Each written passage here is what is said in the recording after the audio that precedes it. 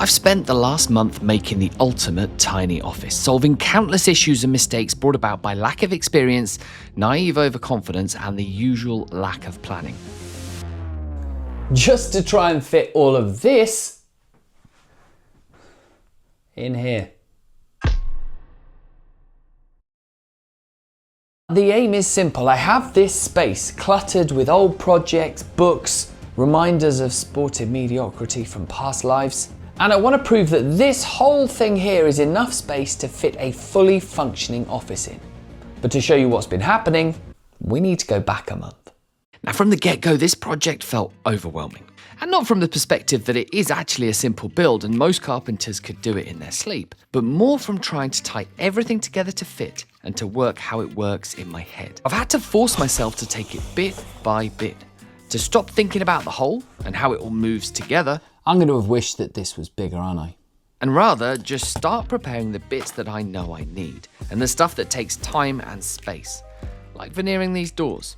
You see, I've recently been releasing videos on Facebook and Patreon, trying to show beginner woodworkers that veneering is not as daunting as it first seems. You don't need vacuum bags and forms, rather just some glue, greaseproof paper, and some weight. Well, a lot of weight, as you'll see soon. And since I started this beginner woodworker campaign, if you want to call it that, I've been veneering boxes, clipboards, and now the wood that I want to use for the doors and some other areas during this build. And I know a lot of you are going to ask, why not use solid wood? Why not just chop a sapele tree down? And I've never seen a sapele tree. Anyway, why not just chop a sapele tree down, get the boards and build it with that? Well, honestly, this build is complicated enough without having to consider wood movement. I don't need that kind of heartbreak. But as you're going to see shortly, veneering is still going to come with its issues, more than just the splinters from the edge grain. But we're going to come to that. I'm not quite ready to cut these down to size just yet. Before we can do that, let's take a look at the space. I knew buying the drill press when I didn't have anywhere to put it would come in handy. Now, I am very good at just getting started and figuring out stuff on the fly, but I can see some future stumbling blocks right here. Take a look at these. This is the bottom section of the alcove, and I fitted these cupboard doors using European style hinges a couple of years ago. If I recess the cupboard doors on the top, what will be potentially 2 inches or 1.5 inches behind where the wall comes out to, I'm just not going to have enough depth inside to do what I want to do. And I have done enough planning to measure that out and to realise this. But one step at a time, I'm going to get this whole lot stripped out so that we can see what we're working with. Now, I'm going to be entirely truthful throughout this build. As soon as I took everything out of the alcove, I started to just let a little bit of doubt creep in. The curves of the wall are an issue. And even this early on, I know they're an issue and I don't have a plan to deal with them. Tying in a little bit of blind faith that I'm going to find a solution to the issue when I get there. But if nothing works, well, this project could end right here. That's a really good start, but we're not done there because all of this oak around the edges and the shelves, we've got to get rid of that too.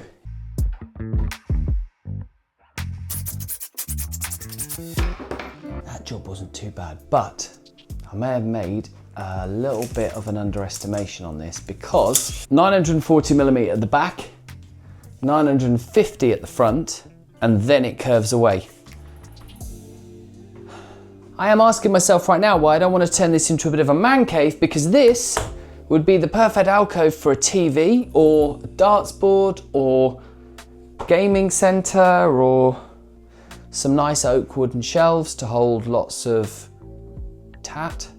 But I came here with a plan. And though this starts off as a simple enough looking job, I promise it will get more exciting once the frame is done. And I'll spare you every cut and every one of the 30 odd trips I made from workshop to house to size all of this up. For many reasons I forget now, I decided that taking the wood to the tools was actually better than the other way around. Though, even now looking back, I'm not sure which way would have been best.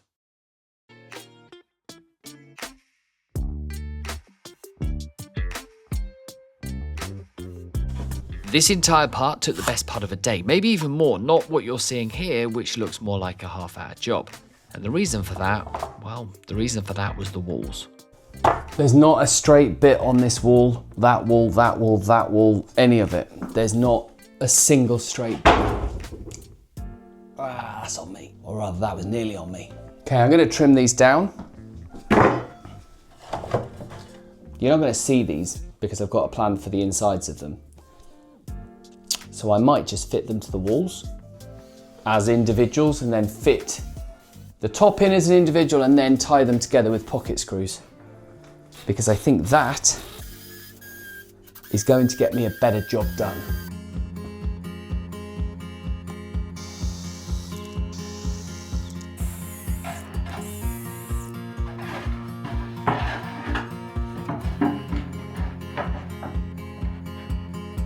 If you're wondering whether I put the pocket holes on the wrong side, yes I did. That's my fault. At least you'll never see the mistake.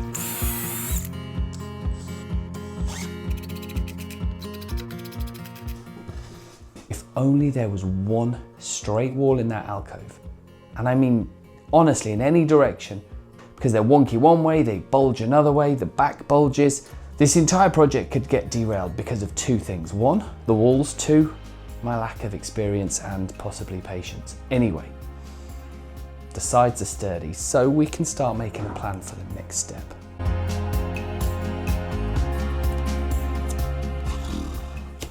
These came out really well.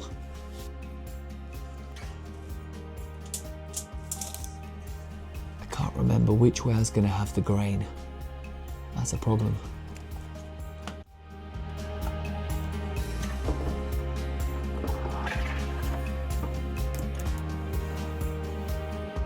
No.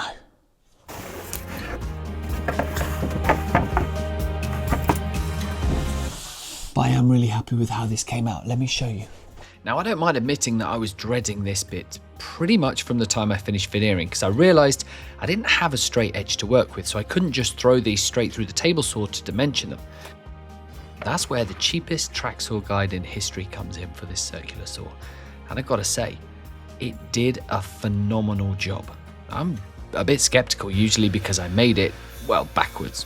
It goes on the thinner part of the base rather than the wider part. But because it's a zero clearance, by squashing the fibres down, the finish was fantastic. And then I could put everything through the table saw to get the dimensions of the width absolutely perfect for both doors.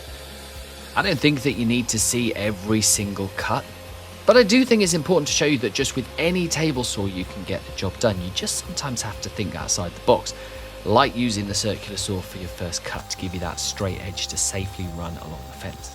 Now, getting these dimensioned on the cross cut, so that would be the height of the door, that's a different kettle of fish because the grain match now was weighing on my mind. And this may not be the orthodox way of doing it, and maybe it is a sign that I need a track saw to finally get these jobs done easily. But I spent a decent amount of time getting the grain lined up. I even taped the boards together to make sure they didn't slip during the cut. And then the first cut I made, well, I made it straight across the two of them clamped together. The second one, I feel like I got a little bit smarter here because I lay them on top of each other and cut them off at the same time. This way I could absolutely guarantee that both of my doors would be the exact same size. The fact that the circular saw didn't go all the way through, that's just a minor detail that needs a little bit of cleaning up. Now I know sanding isn't everybody's cup of tea, and it's something that's really difficult to show in these videos because, well, it can be a little bit boring. So I've done my best to combine everything for you here in one little montage. Just know that in this case I took everything up to 180 grit, and I'll do a bit of a finish sand later on. And in case anybody's wondering why I'm not worried about going through the veneer, I didn't tell you earlier, but this veneer is 2.2 millimeters thick. But that thickness actually really helped when it came into doing all of this edge banding, and there was a lot of it. Now I wouldn't normally rave on about something like this, but edge banding a board like this upright is really difficult. So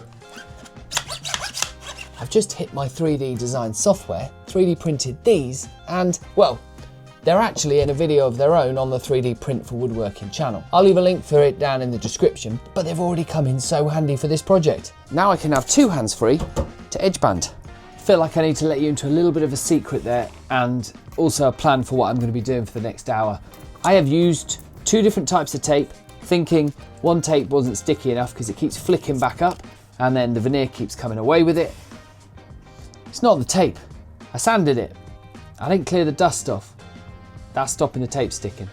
So now, for the next hour, I'm going to be following this around, putting tape back down as it flicks up. You don't need to see any of that. But this was the prize. Once all of the glue's cured and the edge banding set, trimming it down and seeing the finish that is left behind after you've taken a nice sharp block, well, about 5 or 6 different block planes to it, and a little bit of sandpaper to finesse it, is worth the journey.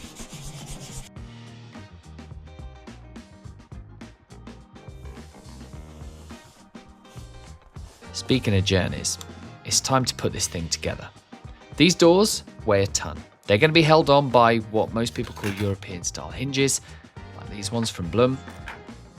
Now they're not that difficult to fit, but aligning them is something a little bit trickier. So this is not the door itself, this is a test piece. I decided to do this because, well, I didn't trust myself to do the door first time. The idea here is I'm going to fit all the hinges. I'm then going to take it up to the office and I'm going to pretend this is the door and try and align it with the cabinet carcass inside. If that works, then I can transfer the different points onto the doors and drill it for real. So here goes nothing. Check the cameras on, take some thumbnail pictures, and then give it a shot. Now bearing in mind this isn't a heavy piece of wood, aligning 4 of these all together isn't as easy as you might think. Luckily there's some adjustability both up and down and in and out, but still takes a little bit of, well, I'm not going to show you. It's just know that it took a few attempts and you need a lot of patience to do it.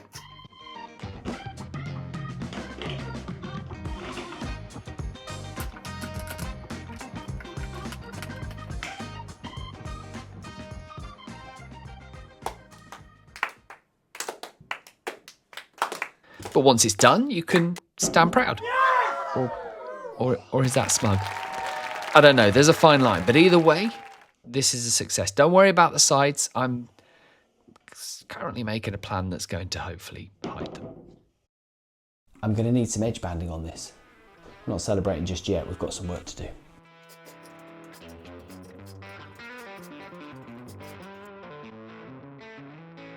I think we've seen enough edge banding for today, but just know, this would have been a lot better to do before I fitted the boards.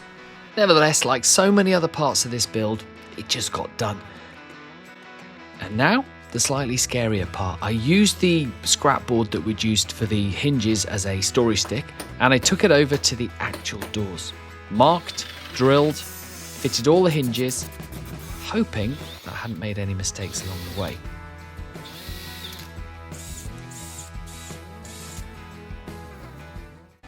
And then with the hardware all in place, it was time to take these up to the house, and yeah, they weigh about 3 times as much as the practice job that I did. And with a lot of juggling, more juggling, and some swearing, and close to giving up,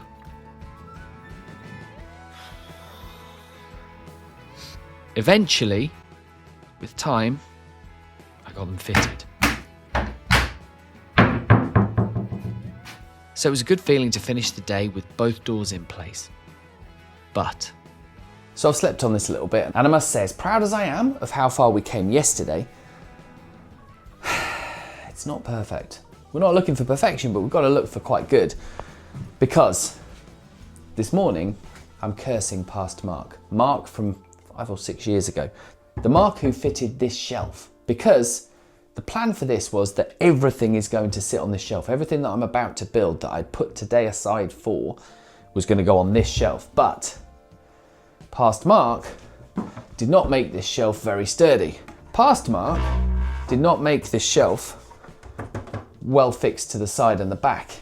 Past Mark is annoying me this morning. And it actually got worse. Instead of fixing the original shelf, as you can see here, I actually had to make a whole new shelf. So I veneered a piece of wood, cut it to shape using the old one as a template, and I fixed it in properly. Now you're going to hardly see any of this shelf because I'm actually going to mount a desk on top of it. And I did have the forethought to veneer this piece of MDF ready for it, but I needed a solid piece of sapele for the edging. But first, let me tell you about something that happened. So one thing that's important to me with every build, no matter how complicated or simple, is that if I make a mistake, I show you guys. I've made a lot so far, little ones on the way, but this one's quite a big one. See, I've just gone to trim this piece of MDF down that I veneered on both sides. And I didn't even think or look or anything, and I double-sided taped a batten to run the circular saw along. Didn't think it was worth showing you guys. And when I've pulled it off, all of this veneer has come away.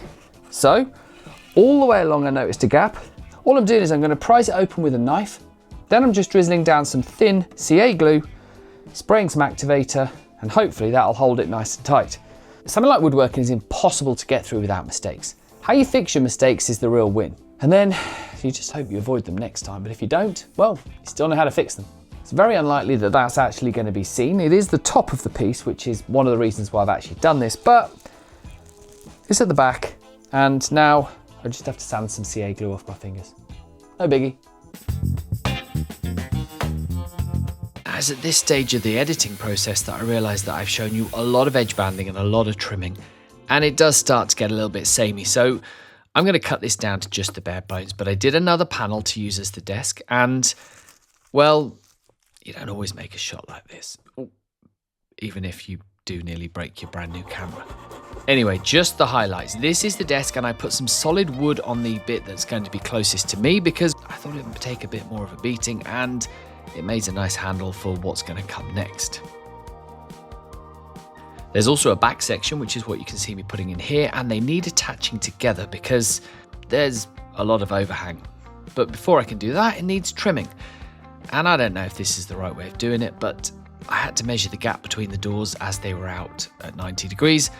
And so I could trim the piece, so I could offer it up, so I could realise that the hinges get in the way. Now this, one thing that I found out took me around about another day and a half's worth of building to fix. Because the only way to get around it was to actually remove a piece of wood from the desk so that there was a gap to go over the hinges. You're going to notice as we come towards the end of this build that actually this is where the lack of planning that I did at the start kind of compounds to leave me with more and more issues as we finish. This one didn't turn out to be quite as scary as I initially thought. All it needed to fix it was to make a template. Trim a little bit off the hardwood of the desk itself so that it sat flush on the battens on the bottom of the doors, which you're going to see me do in a second. And then, as I say, create a router template for the gap you want to remove. The more time you spend doing the template, well, the better accuracy you're going to have of the cut itself. So I took a lot of time over this. I then attached it to the piece. And I'm proud to say, for something that I was a little bit nervous about, this went actually surprisingly well. Even though it did take me around 2 days to get all of the bits you're seeing in 10 seconds done. And it's not necessarily a difficult job, it's just because once I trimmed all this off, there was no convincing the perfectionist in me that you couldn't see the exposed edge of the MDF, even though you actually couldn't. So I had to come back in after routing it out, after sanding it, after chiseling it square to make it nice crisp edges.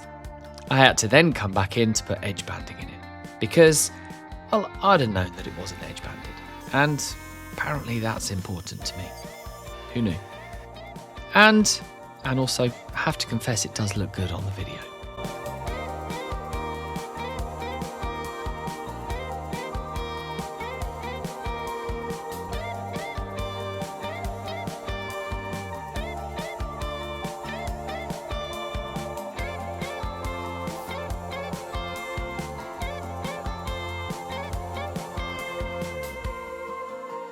Here's a quick sneak peek of what it looks like when it's offered up.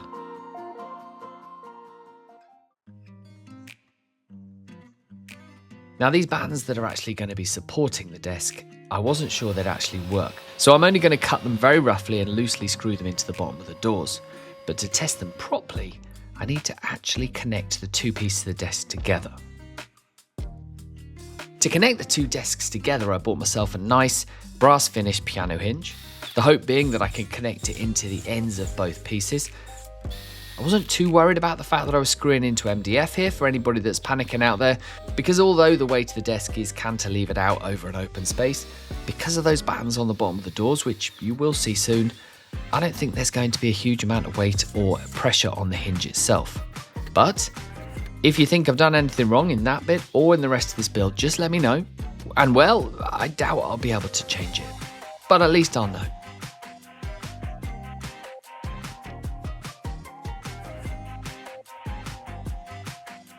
So far, so good. Now to those buttons. As I say, at the moment, they're just roughly cut and screwed up onto the bottom of the doors, just so I could test out if the hinge worked and if everything lay flat and if the gaps actually go over the hinges themselves and that the desk is going to fold away. Because if it doesn't, then I don't have an office in an alcove. I just have an office sticking out of an alcove. It's not just the power tools and the camera that are running out of battery. I'm pretty close, but I couldn't finish without a little victory. And I've got to say, it needs some tweaking, some shimming, a bit of shaving off here and there, but that is so much better than I thought it would be. I've got to now sleep on this. I've got to stop and just figure out what comes next, because this is okay. I want it to be special, and I've got some more ideas. So everything from here on out determines if this project is going to come out as a success or if there's going to be a wow factor to it. And I'm going to be using this every day. Not for what you think, but I am going to be using it every day. So first thing to do, tactile handles. A simple groove with a coving bit and a little bit of shaping. And then suddenly these oak blocks have become slightly more tactile. And now for a really important bit, finish. Now, I'm no expert in finish, I confess. I do like a rattle can lacquer because it's easy, can't really go wrong. But I'm going to be touching the inside of this quite a lot. So lacquer on the outside, but I've gone for an Osmo oil on the inside. Because basically under touch I find that a little bit easier. And it's also a lot easier to spot fix. Should I scratch it or, well, scratch it? And there's no point doing all of the finish on all of the pieces if you're not going to do every single piece. You may as well just do everything together, right? And don't leave any construction stuff until... Oh, okay, so I had to drill out and put some magnets in, but let's leave it at that. All right, I did have to veneer yet another piece because I didn't have enough for what I decided I needed to do. Anyway, the handles came out nice. And I'm going to forgive myself for getting things out of order because now the construction is nearly done. It's time to get these fitted. Now you've seen that already where I put the hardware on and then juggle them for about 15 minutes before they actually all latch in. You don't need to see it again. I've also locked down the inside, put the new shelf in, and then on top of it, I've screwed down the flip out desk. I've also strengthened out the top here. Now here's the reason for the magnets on the desk itself. I'm going to put a couple in the door, yes, after I've put finish on it as well, so the doors don't swing about when the desk is down. The hinge is only open for another 5 degrees, but this just gives it another bit of stability. And just when you think this is done, here's the really exciting bit. We've run into a little bit of a snag here. The back of the alcove still looks bad, and that's what I'm going to look at the whole time. But instead of painting it, which was something I was toying with at one stage, I think I've got a better solution, and it's going to do double duty. Because this is just simple wall paneling, made up of some thick felt with some of these strips, MDF veneered strips on the front. So it looks good. I think it's pretty easy to fix up there, and it's going to help us with one of the other issues that we're coming up against. I think because we've boxed off the sides, it's going to be fairly easy to fit. I'm just going to screw it into the plywood. The back I might need to drill some holes into the wall, and that has led me to a clever idea. If I'm going to drill the holes, I might as well stick some of these shelf brackets in so I can get a bit more storage. Now these are simple, just 3D printed, they fit in the slots, and well, that's about it really. Oh yeah, and I've also printed off these. They're kind of like square washers for the screws. Because this is felt that I'm going to be screwing through in order to hide the screw, I figured these will add a bit of surface area to the taper of the screw, so it'll stop the screw just going straight through the felt and losing itself. And while I get the last bits fitted in this, I feel like I need to explain something. Filming inside this alcove for this entire build has been so difficult to get the right angles. So I went out and I bought myself a little camera that mounts on the end of a cap. And basically, I then looked at the footage and everything makes you feel really quite seasick. So I've had to cut this down to the bare basics just so I can show you how I finished up. I screwed everything into place. I cut around all of the hinges so everything was really neat and flush. I used double-sided tape to stick back all of the felt. I put my 3D printed brackets in. I made some other brackets for some other things, and I made some shelves. I even acoustic paneled the underside of the shelves. And it was all going really well until... So just as I think I've done it, and I'm ready to put the last panels on the inside of the doors, I realized that this isn't going to happen if there's panels anywhere on this arc. So I need to trace the arc of the door, cut it away from the panel, losing all the foam in the process, just so that the swing still happens. I think the only way of doing it is to do it and just cut it out and see what happens, all right? And I really want to get there.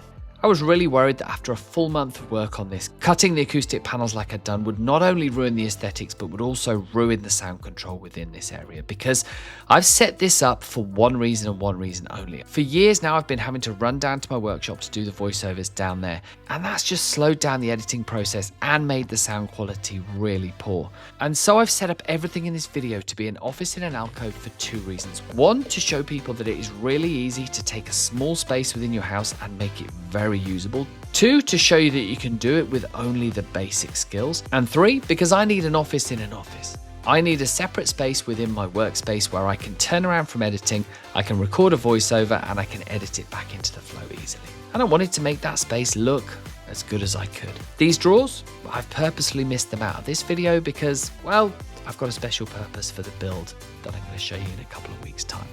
But all of the voiceover you've heard me say within this video has been recorded right here in the little alcove office that I built for myself.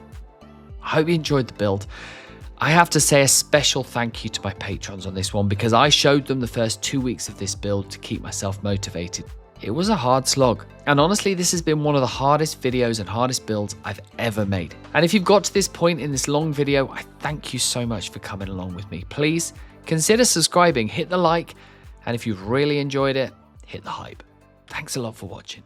I'll see you on the next one.